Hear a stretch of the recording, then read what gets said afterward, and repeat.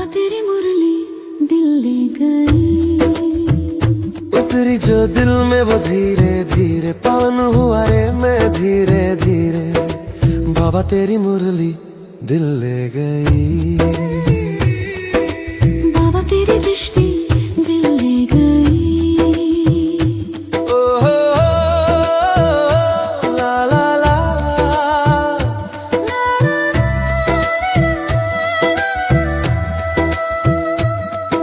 ओम शांति। आज हम बाबा की 3 अप्रैल 2026 की साकार मुरली सुनेंगे। प्रातः मुरली ओम शांति। बाप दादा मधुबन। आज प्यारे मीठे बाबा बोले, मीठे बच्चे बाप समान रहम दिल बन, अनेकों को रास्ता बताओ। बाप समान रहम दिल बन, अनेकों को रास्ता बताओ। जो बच्चे दिन रात सर्विस में लगे रहते हैं वही बहादुर हैं। क्या कहा शिव बाबा ने? जो बच्चे दिन रात सर्विस में लगे रहते हैं वही बहादुर हैं। आज का प्रश्न है, ऊंची तकदीर का मुख्य आधार किस बात पर है? ऊंची तकदीर का मुख्य आधार किस बात पर है? उत्तर है, याद की यात्रा पर। जितना तो याद करता है उतनी ऊंची तकदीर बनाता है। शरीर निर्वाह अर्थ कर्म करते बाप और वर्षे को याद करते रहो तो तकदीर ऊंची बनती जाएगी। बाबा कहता है, शरीर निर्वाह अर्थ कर्म करते बाप और वर्षे को याद करते रहो तो तकदीर ऊंची बनती जाएगी। गीत है, तकदीर जगाकर आई हूँ। ओम शांति, ओम शांति। बच्चे जब पैदा होते हैं तो अपने साथ कर्मों अनुसार तकदीर ले आते हैं। कोई साहूकार पास, कोई गरीब के पास जन्म लेते हैं। बाप भी समझते हैं, बाबा कहते बाप भी समझते हैं कि वारिस आया है। जैसे जैसे दान पुण्य किया है उस अनुसार जन्म मिलता है।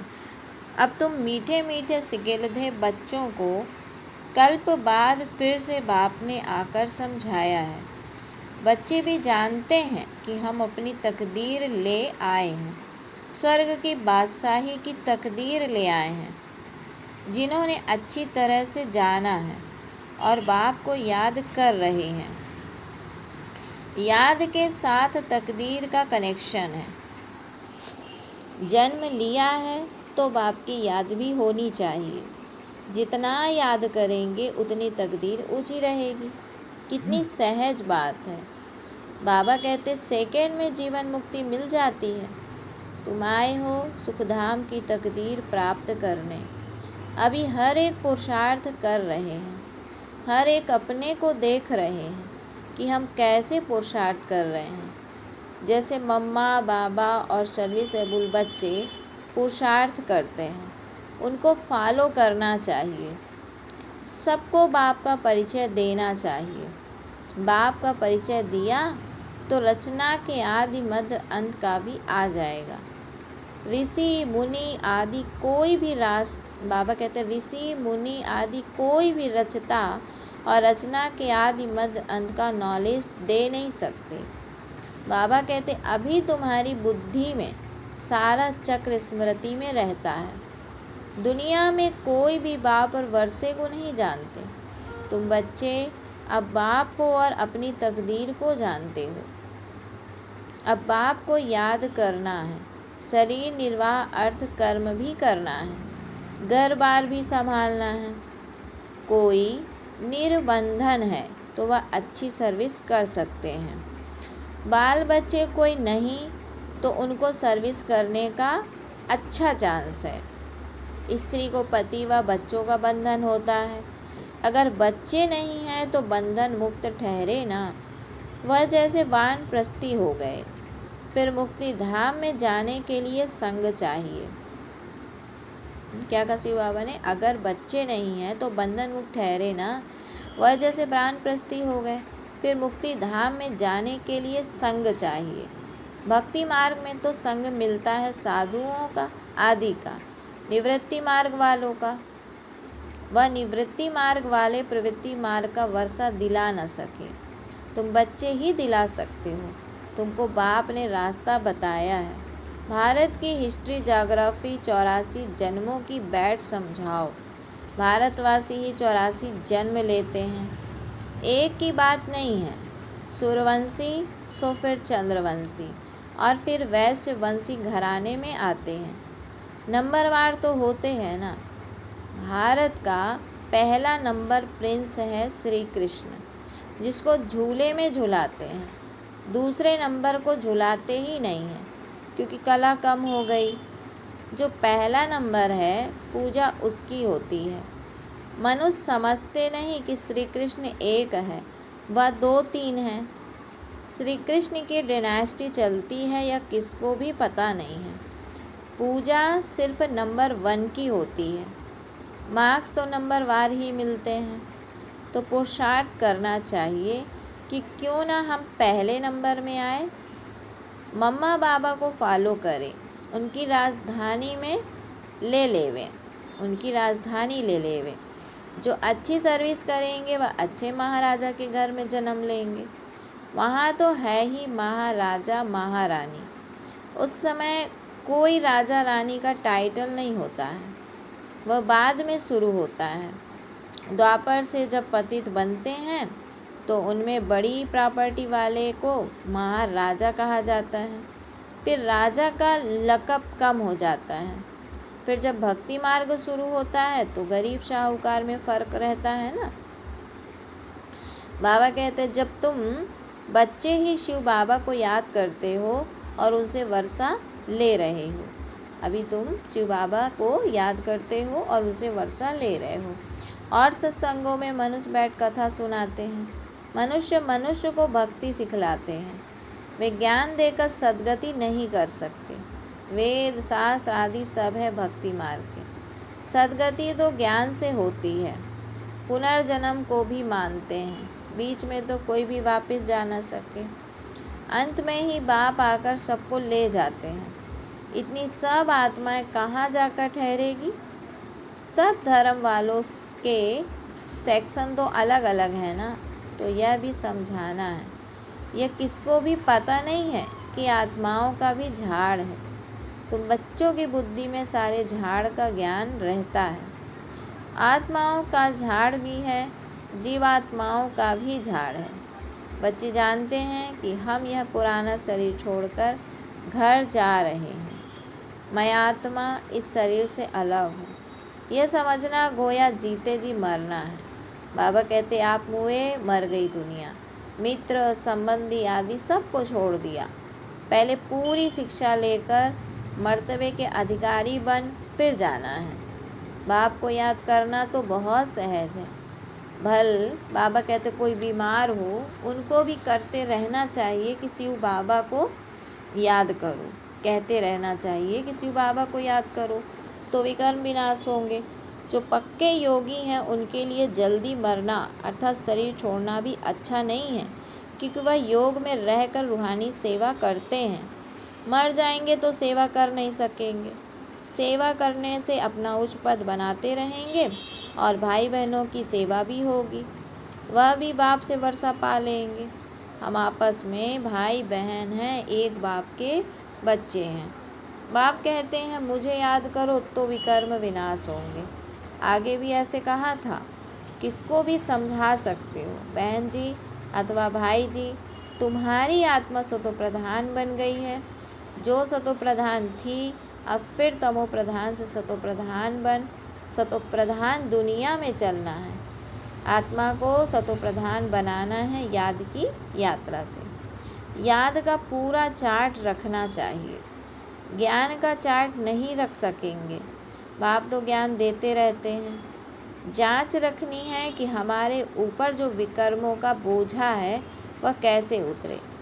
इसीलिए बाबा कहते, याद का चार्ट रखा जाता है। हमने कितना घंटा याद किया।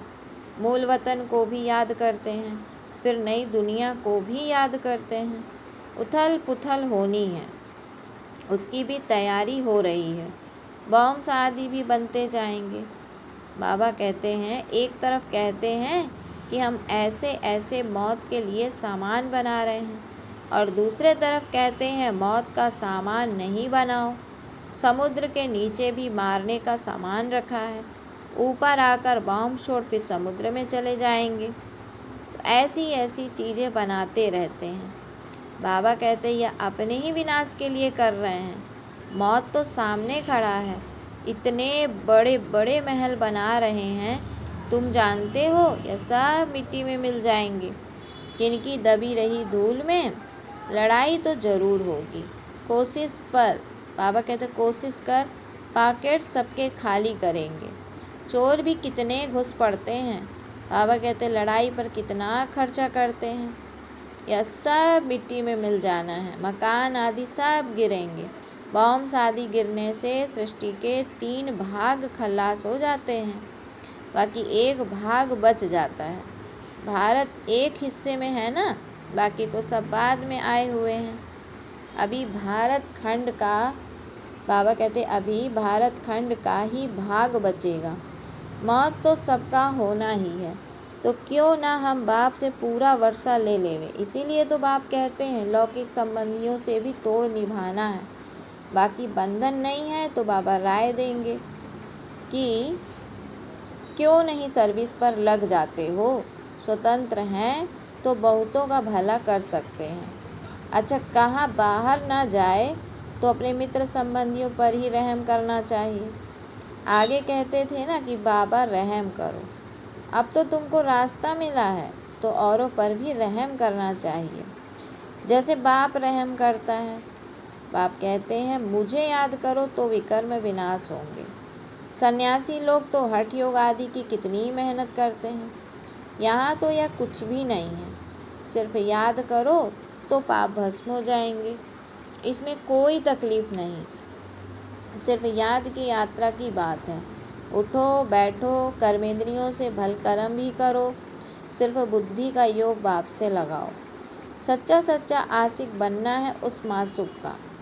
खुद कहते हैं कि हे आशिकों, हे बच्चों, भक्ति मार्ग में तो बहुत याद किया, लेकिन अब मुझ मासूक को याद करो तो तुम्हारे पाप भस्म होंगे। मैं गारंटी करता हूँ कोई बात शास्त्रों में आ गई है। भगवान द्वारा गीता सुनने से तुम जीवन मुक्ति पाते हो। मनुष्य द्वारा गीता सुनने से जीवन बंध में आ गए हो, सीढ़ी उतरते आए हो।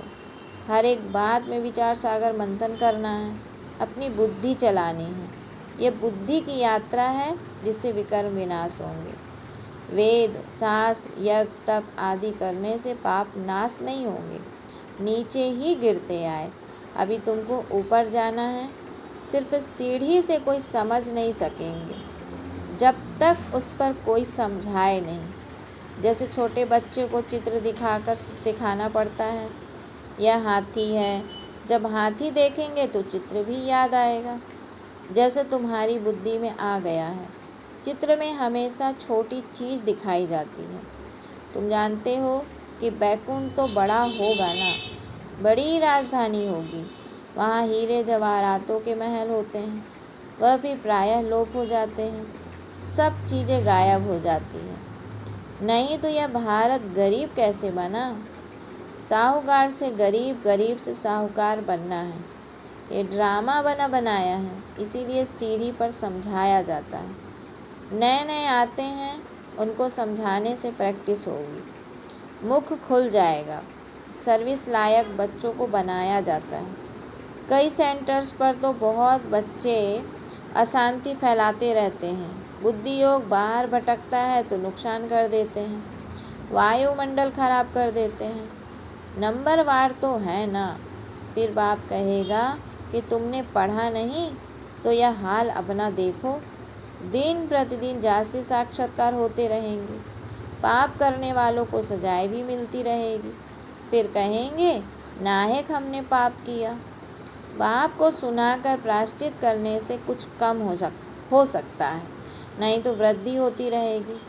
ऐसा होता रहता है, खुद भी महसूस करेंगे, परंतु फिर कहते क्या करें, हमारी यह आदत मिटती नहीं। इससे तो घर जाकर रहें, कोई तो अच्छी सर्विस करते हैं, कोई डिससर्विस भी करते हैं। हमारी सेना में कौन कौन बहादुर हैं, यह बाप बैठ नाम बताते हैं। बाकी लड़ाई आदि की तो यहाँ बात ही नहीं है। यह है बेहद की बातें। अच्छे बच्चे होंगे तो बाप जरूर महिमा भी करेंगे। बच्चों को बहुत रहमदिल कल्याणकारी बनना है, अंधों की लाठी बनना है, सबको रास्ता बताना है। किसी बाप को याद करो तो विकर्म विनाश होंगे।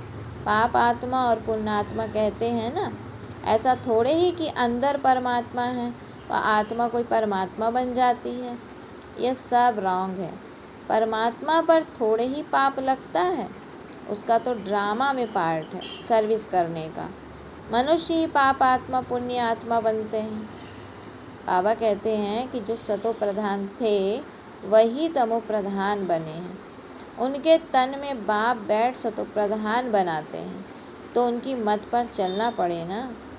अभी बाप ने तुम बच्चों को विशाल बुद्धि बनाया है। अभी तुम जानते हो कि राजधानी कैसे स्थापन हो रही है। बाप ही ब्रह्मा तन में आकर ब्रह्मा मुख वंशावली बच्चों को राजयोग सिखाए देवी देवता बनाते हैं, फिर पुनर्जन्म ले सीढ़ी उतरते हैं। अब फिर सब रिपीट करना है।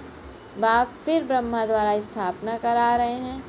योग बल से तुम 5 विकारों पर जीत पाकर जगत जीत बनते हो। बाकी लड़ाई आदि की तो कोई बात ही नहीं है। अच्छा, मीठे मीठे सिकिल्दे बच्चों प्रति माता पिता बाप दादा का याद प्यार और गुड मॉर्निंग। रूहानी बाप की रूहानी बच्चों को नमस्ते। हम रूहानी बच्चों की रूहानी माता पिता बाप दादा को याद प्यार गुड मॉर्निंग और नमस्ते। फिर आज की धारणा के लिए सार है। बाबा बोले, बंधन मुक्त बन, बाप की सर्विस में लग जाना है, तब ही ऊंची तकदीर बनेगी। रहम दिल बन, अनेकों को रास्ता बताना है, अंधों की लाठी बनना है। रहम दिल बन, अनेकों को रास्ता बताना है, अंधों की लाठी बनना है। दूसरा है, इस शरीर से ममत्व निकाल जीते जी मरना है, क्योंकि अब वापिस घर जाना है। बीमारी में भी एक बाप की याद रहे तो विकर्म विनाश हो जाए। क्या कहा शिव बाबा ने कि बीमारी में भी एक बाप की याद रहे तो विकर्म विनाश हो जाए। फिर आज बाबा ने बच्चों को वरदान दिया, कल्याण की भावना द्वारा हर आत्मा के संस्कारों को परिवर्तन करने वाले निश्चय बुद्धि भव। कल्याण की भावना द्वारा हर आत्मा के संस्कारों को परिवर्तन करने वाले निश्चय बुद्धि भव। जैसे बाप में 100% निश्चय बुद्धि हो, कोई कितना भी डगमग करने की कोशिश करे लेकिन हो नहीं सकते, ऐसे देवी परिवार व संसारी आत्माओं द्वारा भल कोई कैसा भी पेपर ले, क्रोधी बन सामना करे व कोई इंसल्ट करे, गाली दे, उसमें भी डगमग नहीं हो सकते। इसमें सिर्फ हर आत्मा प्रति कल्याण की भावना हो, यह भावना उनके संस्कारों को परिवर्तन कर देगी। इसमें सिर्फ अधीर नहीं होना, समय प्रमाण फल अवश्य मिलेगा, यह ड्रामा की नोंद है। आज का स्लोगन है, पवित्रता की शक्ति से अपने संकल्पों को शुद्ध ज्ञान स्वरूप बनाकर कमजोरियों को समाप्त करो। पवित्रता की शक्ति से अपने संकल्पों को शुद्ध ज्ञान स्वरूप बनाकर कमजोरियों को समाप्त करो। आज का व्यक्ति सारा है, वाचा में सदा सत्यता और मधुरता हो तो वाणी की मार्क्स जमा होती रहेगी। वाचा में सदा शुद्धता और मधुरता हो तो वाणी की मार्क्स जमा होती रहेगी। मधुरता का गुण जीवन में है तो हर बोल मोती समान होंगे। ऐसे लगेगा जैसे बोल नहीं रहे हैं, मोतियों की वर्षा हो रही है। वे ऐसा बोल बोलेंगे जो सुनने वाले सोचेंगे कि ऐसा बोल हम भी बोलें। सबको सुनकर सीखने की, फॉलो करने की प्रेरणा मिलेगी। तो ऐसे मधुर बोल का वाइब्रेशन सर्व को स्वतः ही खींचता है। अच्छा, ओम शांति, ओम शांति। बाबा तेरी मुरली दिल ले गई, उतरी जो दिल में वो धीरे धीरे पावन हुआ रे मैं धीरे धीरे। बाबा तेरी मुरली दिल ले गई, बाबा तेरी दृष्टि